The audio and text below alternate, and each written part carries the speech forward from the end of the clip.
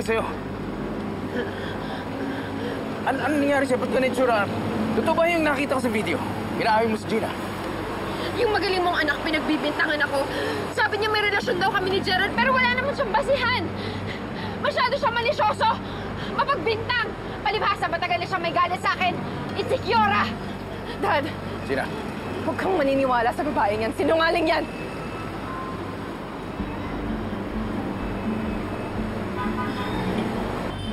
Dad, they're having an affair. Matagal na nila tayong niloloko. Hindi totoo yan. Sinasabi niya lang yun dahil matagal niya na tayong gustong paghiwalayan dahil kahit noon pa, kontra na siya sa pagpapakasal natin. Oo, Dad, kontra talaga ako. Pero tinanggap ko si Betsy para sa'yo. Pero hindi para lokohin ka niya na ganito. Sa asawa ko pa. Suktulan na ang kasamaan mo, Betsy. Sa ating dalawa, ikaw ang masama. Ikaw ang kontrabidang tahinang kwento. Ikaw ang masama. Dad, huwag mo silang paniwalaan. Ako ang pakinggan mo for once. Robert, huwag ka maniwala. Huwag mo hayaang lasunin niya yung isip mo, Robert.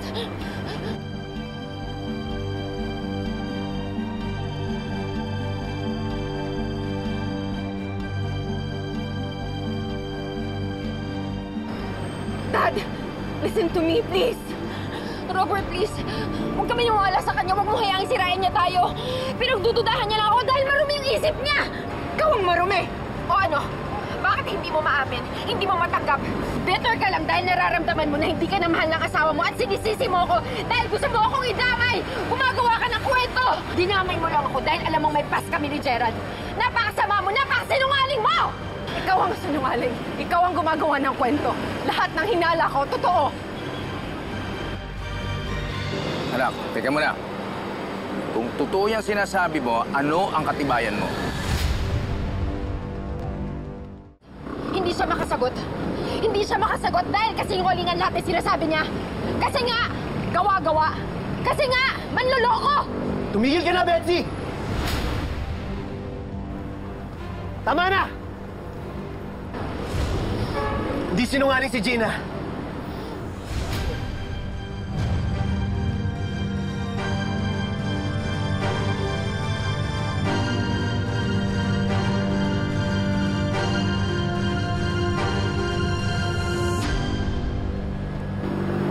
Totoo ang sinasabi ni Gina, Dad. May affair ho kami ni Betsy. Nagtaksil ho kami sa inyo.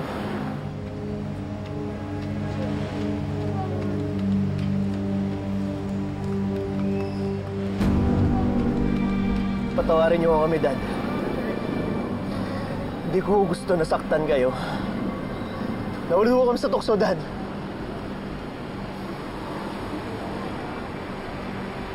Betsy. Sabihin mo sa akin, Betsy. Totoo ba yung sinasabi ni Gerald?